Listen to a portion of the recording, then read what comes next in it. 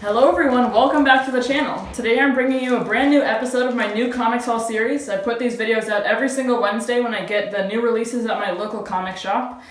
So yeah, let's pull these comics out of the bag as usual.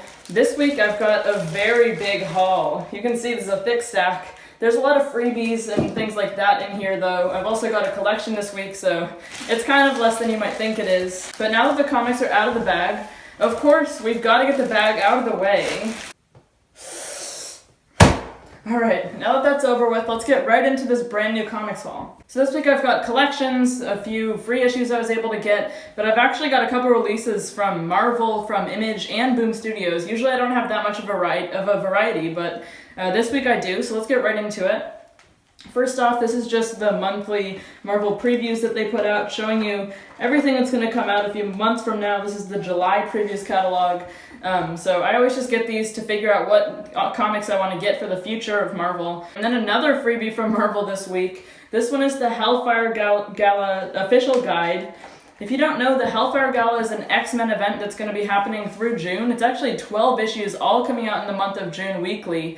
And it's going to be spanning across a bunch of different X-Men titles, but basically it's a gathering of all the mutants on Krakoa in the first annual Hellfire Gala, which is an event held by basically Emma Frost and all of the people who are involved in the Hellfire Gala. I was looking inside, we've got like some sketch art by different artists and some design work that they were all doing for the fancy outfits all the mutants on the different teams will be wearing at the Hellfire Gala, plus probably some creator insight on what the deal is with the whole event in the first place. It's pretty mysterious, so we'll probably get a little more information. Alright, and then continuing with the Marvel train, these are the issues I actually bought this week. Unfortunately, I just wanted to mention it, I missed out on Beta Ray Bill number 2. I think something went wrong. I might have only asked for the first issue of that miniseries with my LCS, so hopefully I'll be able to pick it up next week and I'll show you guys then. But first off, I've got Miles Morales Spider-Man number 25. This is the first part of the Clone Saga. Actually, before I put it on the stand, I should show you guys this double spread cover that they've got going on.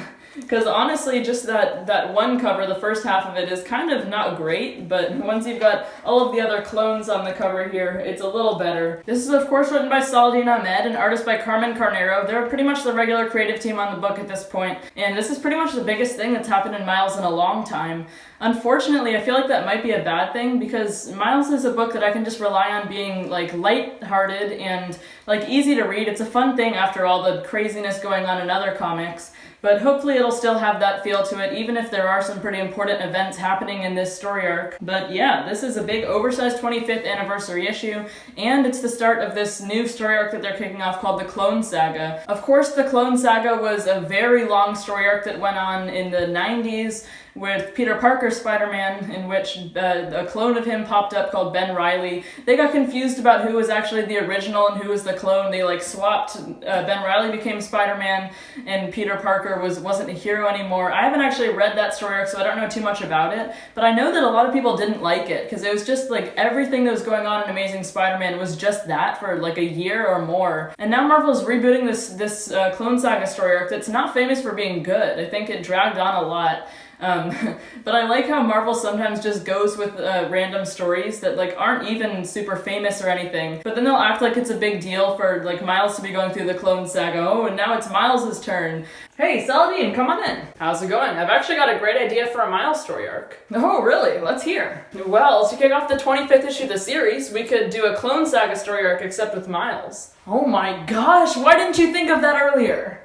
You know I'm kidding, right? Oh, you're doing a reverse psychology trick on me, aren't you? Nice try. No, I'm actually kidding. Nobody liked the original Clone Saga. We can't go through with that. No, I think we definitely will. Well, then I refuse to write it. I quit. You will never quit. Oh my gosh. Alright, then last issue from Marvel this week is Fantastic Four number 31. That's a really cool looking cover by Mark Brooks with Reed Richards and The Thing, of course old friends with all of the like Marvel sound effects in the background, exploring some alien world. Of course, that's the Fantastic Four's big thing, is that they've been exploring, and in recent story arcs they haven't really been doing that as much. They just had King in Black tie-in, so they were just trying to hold things down back on Earth, but the Thing was making a good point last issue that they need to start space exploring again. In the name of science, for Reed Richards, just finding new planets like they used to. This is kind of a one-shot issue before the Bride of Doom story arc kicks off for the Fantastic Four 60th anniversary. There's going to be a lot going on in this series soon, just like Miles. But it'll be nice to see just a regular old team-up between Ben Grimm and Reed Richards as old buddies in some sort of alien planet. So yeah, that's Fantastic Four number 32, written by Dan Slott with art by R.B. Silva, who's been killing it on this series recently. Alright, and then I've got 2 issues from Boom Studios this week, actually, and one of them came as a complete surprise to me. I'll explain that in just a second, but the first one, of course, I could not miss out on this, is BRZRKR number 2. I actually did an individual video review on the first issue of this series. Go check that out if you want. It's actually my most popular video on this channel. That one did really well, because a lot of people are buying this series. I think even a lot of people who are not into comics are checking out the series because Keanu Reeves wrote it, of course, but hopefully this will be good enough that they'll want to get into other comics, and the extra issue I got actually connects to that idea. I'll explain it in a second, but as for BRZRKR itself, it's written by Keanu Reeves, as I said, along with Matt Kindt to provide writing support, and then the art is by Ron Garney. It follows this basically immortal man. We don't have an explanation for why that is, why he is able to survive so many things, but he's working for the US government, and last issue he traveled to Venezuela to take down the president of that country and, went through all of the guards. It was a pretty bloody, gory comic, which I felt was kind of unnecessary at some points. But I get what they're doing. They're shooting for like an R-rated movie adaptation of this comic at some point. I think that actually got confirmed, which is really weird. Makes it seem like that was just the deal the whole time, was that Keanu Reeves made this deal with Netflix, who's going to be making that movie, and then just made the comic afterwards so that there could be something to adapt it from. I don't know, that's kind of weird, but at least it is a good comic. It's supposed to just be 12 issues. Following this immortal man who is doing this work for the government. We'll find out more and more about him as this series progresses, so I'm excited to see what happens in this issue. I really don't know where the series is going to head. That's BRZRKR number 2. And then this next one, I was very confused to see this with all the other comics in my pull list. This is Something is Killing the Children number 1, a reprint. Of course, Something is Killing the Children is a very famous series at this point, which is critically acclaimed. A lot of people have been enjoying it, but it's like 15 issues deep, so this is a 4th or 5th reprint of the issue, but it turns out that they actually included Something is Killing the Children number 1, along with any orders that people placed on BRZRKR number 2. That's super nice of Boom Studios to include that extra freebie for people, but like I was saying about BRZRKR, I think it's probably so that if they're enjoying BRZRKR, they can also see this other comic by Boom Studios. Anyone who is reading BRZRKR as their first comic just because Keanu Reeves is writing it. So that's good to see. Hopefully this will inspire people to get into comics. So yeah, that's Something is Killing the Children number 1, just came along with BRZRKR number 2. There's nothing that beats free comics. Alright, and then moving on to Image Comics, this week I've got 2 single issues along with the collection that I'll show you at the very end. But first up is Spawn, number 317. This has been a really quality series so far. I think I started at the beginning of the last story arc, but this is kicking off a brand new one.